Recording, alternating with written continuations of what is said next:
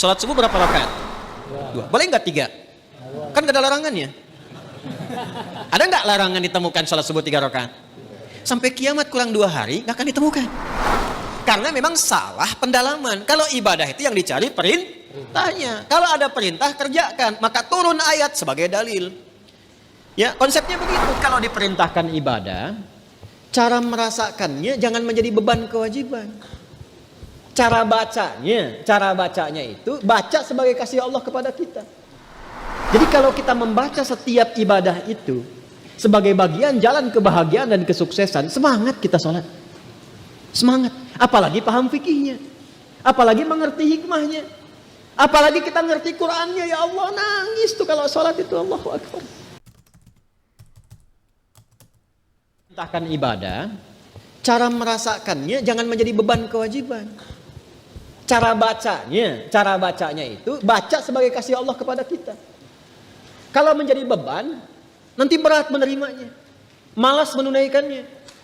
Contoh kalau kita sedikit ingin detilkan misalnya, ya, wa'budu rabbakum, ibadah kepada Rabbmu. Kita bertanya, ya Allah bagaimana caranya?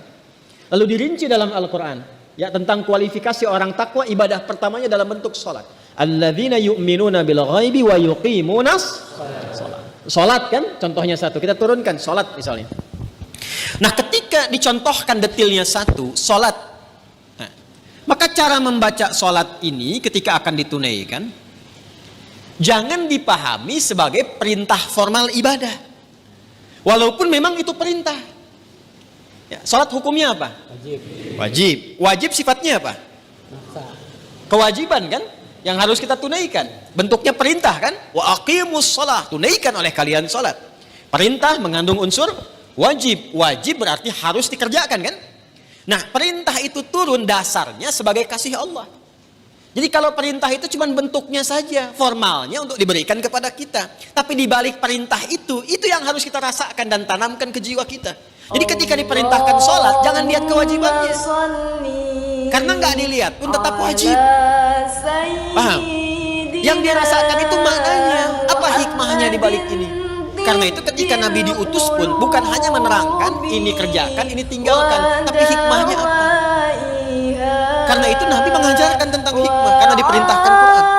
Ya. Quran surah kedua Al-Baqarah ayat 151. Bapak lompat sedikit, kita masih di ayat 21 ya. Kama arsalna fikum rasulan minkum yatlu alaikum ayatina wa yuzakkikum wa yuallimukumul kitaba wal hikmah wa yuallimukum ma lam takunu ta'lamun. Jadi ketika diterangkan kepada kita ibadah, kata Al-Quran ada perintahnya dulu. Makanya ibadah yang ditanya perintahnya. Sebaliknya kalau urusan dunia, ya kan teman-teman sekalian, terkait dengan urusan dunia itu larangan yang dicarinya. Jadi kalau urusan ibadah jangan ditanya larangannya, karena sifatnya perintah. Ditanya dalil perintahnya apa.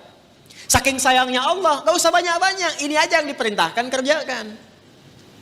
Jadi jangan tanya larangan. Kalau ditanya larangan gak akan ketemu dalilnya. Sholat subuh berapa rakaat? 2. Boleh nggak 3? Kan gak ada larangannya. Ada nggak larangan ditemukan sholat subuh 3 rakaat? Sampai kiamat kurang 2 hari nggak akan ditemukan. Karena memang salah pendalaman. Kalau ibadah itu yang dicari perintahnya. Kalau ada perintah kerjakan, maka turun ayat sebagai dalil. Ya, konsepnya begitu. Kama arsalna fikum rasulan minkum yatlu alaikum ayatina. Turun ayat dari kami. Apa ayatnya? Dalilnya apa? Wa aqimus shalah. Baru kita sholat. Lihat prakteknya dari Nabi. Contohnya bagaimana? Dibatasi, saking sayangnya Allah, nggak usah banyak-banyak. Tapi kalau kita ikuti dapat hasilnya. Nah sekarang bagaimana menjalaninya? Setelah turun ayatnya, belajar cara melakukannya, bahas juga hikmahnya supaya nikmat menjalani ibadahnya. Karena ketika ayat diturunkan, hikmah menyertainya. Itu permintaan turunnya hikmah itu sampai dimohonkan 2 orang Nabi dan Rasul, ayah dan anak. Nabi Ibrahim dan Nabi Ismail setelah tuntas alaihi wassalam meninggikan bangunan Ka'bah yang runtuh bagian atasnya di masa Nabi Nuh karena terkena banjir itu, tersisa pondasi. Masih ingat 2 tahun lalu saya terangkan, ya kan? Pondasi bahasa Arabnya kalau satu kaidah, kalau banyak jamak qawaid. Meninggikan bahasa Arabnya rafa'a yarfa'u. Ya. Yarfa'u. Ka'bah itu pertama kali ditetapkan oleh Allah sebagai kiblat manusia disebut bait. Inna awwala baitin wudi'a lin-nas, bait. Di Ali Imran ayat 96 itu. Di era Nabi Nuh alaihissalam terkena bagian banjir atasnya, tersisa pondasinya. Ka'bah ada berapa titiknya? 4 ya, kurang lebih gitu kan. Berarti setidaknya pondasinya ada berapa sudut? 4 bagian. Kalau 4 jama' atau tunggal? Jama'. Berarti harus bentuknya qawaid. Meninggikan tadi apa? Yarfa. Apa yang ditinggikan? Bait. Buka Al-Baqarah ayat 127. Paling kiri sebelah atas di mushaf. Wa idh yarfa'u Ibrahimul qawa'ida minal baiti wa Ismailu. Ada ayatnya? Wa idh yarfa'u Ibrahimul qawa'id qawa'id minal bait wa Ismailu. Dan ketika Ibrahim alaihissalam meninggikan bangunan Ka'bah itu, pondasi Ka'bah itu ditinggikan kembali.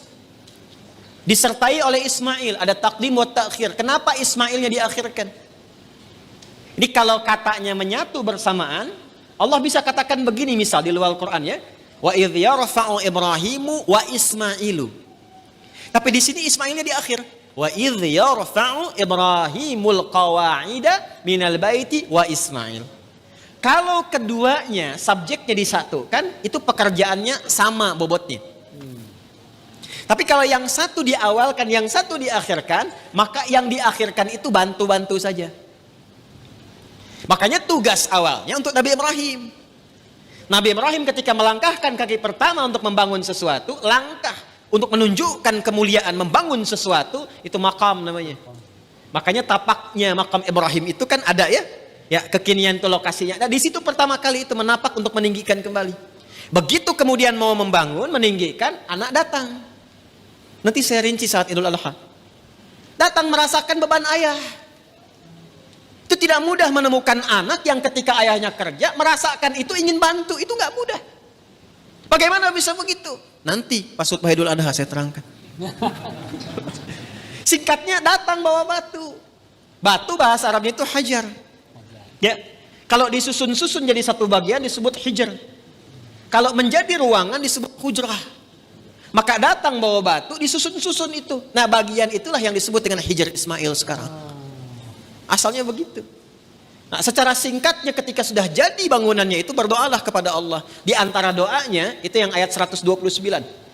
129-nya. Rabbana wab'ats fihim rasulam minhum yatlu alaihim ayatika wa yu'allimuhumul kitaba wal hikmah wa yuzakkihim innaka antal azizul hakim. Ya Allah, mohon ya Allah, nanti utus rasul yang terakhir itu, rasul yang paling terakhir, karena rasul ini yang paling mulia.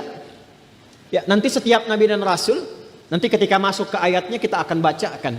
Itu semua nabi dan rasul bisa bertugas setelah mengambil komitmen perjanjian dengan Allah akan membantu risalah Nabi Muhammad SAW. Di risalah Nabi Muhammad itu sudah diviralkan di zaman setiap rasul sebelum kedatangan nabinya. Ya. Wa idz akhadallahu mitsaqan nabiyyina lama ataitukum min kitabin wa hikmatin thumma ja'akum rasulun musaddiqun lima ma'akum la tu'minunna bihi wa la tansurunna. Qala aqrartum wa akhadtum ala dzalikum isri qalu aqrarna qala fashhadu wa ana ma'akum asyahidin wa ana ma'akum minasyahidin. Jadi enggak mungkin ada rasul bertugas kecuali dalam tugas itu ada komitmen untuk membantu menerangkan dan menguatkan risalah Nabi Muhammad SAW yang akan bertugas kemudian. Nabi Ibrahim, Nabi Ismail itu keduanya bermohon, ya Allah, karena ini rasul yang paling mulia, maka mohon ya Allah lahirnya dekat tempat yang paling mulia. Mana tempat yang paling mulia di bumi? Makkah. Ka'bah. Di Makkah Al-Mukarramah. Karena itu satu-satunya nabi yang lahir dekat Ka'bah itu cuma Nabi Muhammad SAW. Nabi Ismail dimakamkannya dekat situ, yang dekat sumur Zam-Zam itu. Ya.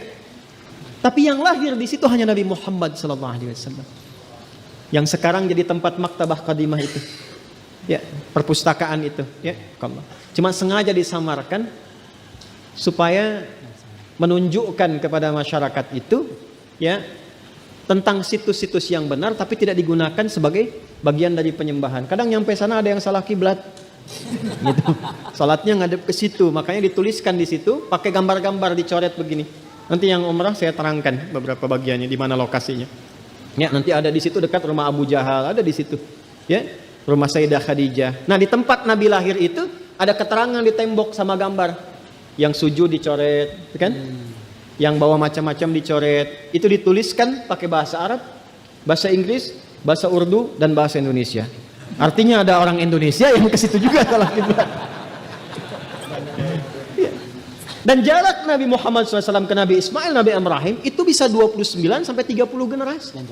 Setiap generasinya bisa bertahun-tahun. Muhammad SAW bin Abdullah, bin Abdul Muttalib, bin Hashim, bin Abdul Manaf, bin Qusay, bin Murrah, bin Kilab, bin Ka'ab, bin Ghalib, bin Fihir, bin Malik, bin Nadar, bin Kinana, bin Khuzaimah, bin Mudrikah, bin Ilyas, bin Nizar, bin Mudar, bin Ma'ad, bin Adnan, bin Addi, bin Adri, bin Muqawwam, bin Nahur, bin Tarikh, bin Ya'rub, bin Yasjub, bin Nabit, bin Ismail alaihissalam, bin Ibrahim alaihissalam. 29 sampai 30 generasi. Coba ulangi. Itu sudah minta. Ya Allah, konstruksi risalah yang dibawa Nabi Muhammad itu kuatkan dengan ayat supaya jelas, kita tidak bingung kalau mau ibadah. Makanya orang Islam itu ibadahnya jelas. Jadi kalau ditanya sholatnya bagaimana, ini perintah Allahnya, ini contoh Nabi hadisnya, terus itu bisa ditelusuri kebenarannya. Di Quran ada, di hadis tertuang, bisa dilacak lagi kebenarannya. Setelah itu bukan hanya cara dan ayatnya, hikmahnya pun ada. Karena itu yang pertama, membaca perintah pun pakai hikmah. Jadi ketika ada kalimat misalnya, maaf, wa aqimus shalah, tunaikan salat, lalu datang perintah itu diisyaratkan lewat suara azan. Allahu akbar, Allahu akbar. Begitu tiba suara azan itu, biasanya kalau iman sudah dikonfirmasi di hati, getaran muncul di jiwa. Iman itu kalau dari lisan turun ke hati, nanti kalimat azan itu dikonfirmasi oleh jiwa dengan getaran. Maka kalau Anda dengar azan, tiba-tiba ada getaran di jiwa untuk merespon itu tandanya keimanannya bagus. Itu ada di Quran surah ke-8 Al-Anfal ayat kedua. Kita masih di Al-Baqarah ayat 21. Innamal mu'minuna alladzina idza dzukirallahu wajilat. Jadi insan beriman yang sejati itu, kalau imannya masuk ke dalam jiwanya, nanti ketika disebutkan nama Allah ada getaran dalam jiwanya, merespon panggilan iman itu. Allahu akbar, Allahu akbar. Sudah azan. Diminta siap-siap. Diminta siap-siap. Lalu apa yang terjadi? Kalaupun dia bertanya, pikirannya bertanya, ya Allah, kenapa ya saya mesti sholat? Itu langsung dijawab. Hayya 'alas shalah. Kenapa ya Allah? Hayya 'alal falah. Supaya kamu dapat falah. Apa itu falah? Bahagia dan sukses. Tadi yang saya terangkan di awal. Jadi kalau kita membaca setiap ibadah itu sebagai bagian jalan kebahagiaan dan kesuksesan, semangat kita sholat. Semangat. Apalagi paham fikihnya. Apalagi mengerti hikmahnya. Apalagi kita ngerti Qur'annya. Ya Allah, nangis tuh kalau sholat itu. Allahu Akbar. Nangis. Ya ayyuhalladzina amanu ista'inu bis-sabri was-salah. Hei orang-orang beriman, kalau sedang ada kesalahan, sedang punya masalah, sabar, terima dulu. Jangan dikeluhkan. Karena masalah itu dihadirkan bukan untuk menjadikan dirimu bermasalah. Supaya engkau meningkat kualitas. Supaya kehidupanmu lebih baik lagi. Supaya engkau makin teruji, makin kuat. Dan tidak mungkin kata Allah, aku menguji kecuali engkau sanggup mengatasinya. La yukallifullahu nafsan illa wus'aha. Apakah berhenti sampai situ? Tidak. Datang kepada aku, minta solusi lewat salat. Ya ayyuhalladzina amanu ista'inu bis-sabri was-salat. Kamu sabar, terima dulu. Saat sholat datang padaku minta solusi. Jadi begitu dipanggil lewat sholat itu, ditunggu kita mau minta apa. Baru kita berdiri baca Al-Fatihah, baca iyyaka na'budu wa iyyaka nasta'in. Hadis kutsinya mengatakan hadza baini wa baina 'abdi wa li 'abdi ma sa'al. Ini perjanjian antara aku dengan hambaku. Kalau hambaku benar cara ibadahnya, apapun yang ia minta sekarang aku berikan sepanjang maslahat untuknya. Itu hadis qudsi. Ibadi khalaqtuka lil ibadati fala tal'ab wa qasamtu laka rizqaka fala tal'ab wa qasamtu laka rizqaka fala tat'ab. Hambaku, aku ciptakan kau itu untuk ibadah. Wa ma khalaqtul jinna wal insa illa, aku ciptakan kau untuk ibadah. Artinya kita dicipta ini memang supaya bahagia. Karena ibadah itu pengantar kebahagiaan. Kita itu tercipta untuk senang, saking sayangnya Allah kepada kita. Kehidupan rumah tangga itu menyenangkan. Kerja itu membahagiakan. Jadi kalau kita larut dalam kesedihan, berarti ada sesuatu yang tidak berjalan dalam kehidupan kita itu. Wa qasamtu laka rizqaka fala tat'an. Kamu aku ciptakan untuk ibadah, jangan banyak mainnya, kata Allah. Kalau kamu benar ibadahnya, jangan khawatir tentang rezeki. Aku bagi dan aku percepat. Engkau gak usah lelah mendapatinya. Itulah ibadah. Kurang apa Allah di situ? Dan itu dibuka untuk semua hambanya gitu. Itu yang luar biasa. Dan itu berjalan di setiap kesempatan generasi. Dari generasi awal loh. Sampai ke kita, sampai kehidupan berakhir. Kurang sayang apa Allah kepada kita? Pernahkah kita merasa bahwa ibadah adalah sesuatu yang berat? Sholat terasa seperti formalitas, hanya kewajiban semata. Membaca Al-Quran terasa seperti bacaan biasa saja. Dan terkadang, panggilan adzan justru datang ketika kita sedang sibuk mengejar dunia. Bagaimana jika selama ini kita salah memahami ibadah? Mungkin selama ini kita menganggap Allah hanya memberikan perintah. Padahal di balik perintah ada kasih sayang yang teramat sangat kepada kita. Di balik larangan, ada perlindungan. Di balik ujian, ada kesempatan untuk kembali. Allah tidak menguji karena kita tidak mampu. Allah menguji kita karena kita mampu. Dan Allah menguji kita karena ingin meningkatkan kualitas hidup kita. Dan di balik azan, ada panggilan. Panggilan dari Rob yang menciptakan kita. Rob yang mengetahui kelemahan kita. Rob yang mengetahui kebutuhan kita. Bahkan sebelum kita mampu mengucapkannya. Rob yang ingin memberikan kesuksesan dan kebahagiaan. Maka mulai hari ini, jangan lagi melihat sholat hanya sebagai kewajiban. Lihatlah ia sebagai kesempatan untuk bertemu dengan Allah. Untuk mencapai sukses dan bahagia dari Allah. Jangan melihat Al-Quran sebagai tugas. Lihatlah ia sebagai petunjuk ketika kita kehilangan arah. Dan jangan melihat ibadah sebagai beban. Itulah cara Allah menjaga kita. Ibadah bukan karena Allah membutuhkan kita. Justru kitalah yang membutuhkan Allah. Karena kasih sayang Allah kepada kita. Allah ingin kita bahagia. Karena Allah menciptakan kita untuk bahagia. Ibadah adalah jalan menuju kebahagiaan. Semoga setelah menonton video ini, kita tidak lagi memandang ibadah hanya sebagai kewajiban, tetapi sebagai bentuk kasih sayang Allah kepada kita. Semoga Allah memperbaiki sholat kita, menguatkan iman kita, dan menjadikan seluruh kehidupan kita berada dalam ketaatan kepada Allah. Semoga Allah menjadikan kita hamba yang mencintai ibadah, bukan hanya karena takut hukuman, tetapi karena kita sadar kita sangat membutuhkan Allah. Karena Allah menciptakan kita untuk bahagia. Saking sayangnya Allah kepada kita. Ya Allah, mudahkan kami untuk meraih sukses dan bahagia yang Engkau janjikan melalui sholat. Tuntun kami untuk menunaikan sholat dengan benar. Amin ya Rabbal Alamin. Like, komen, share, hype, dan subscribe.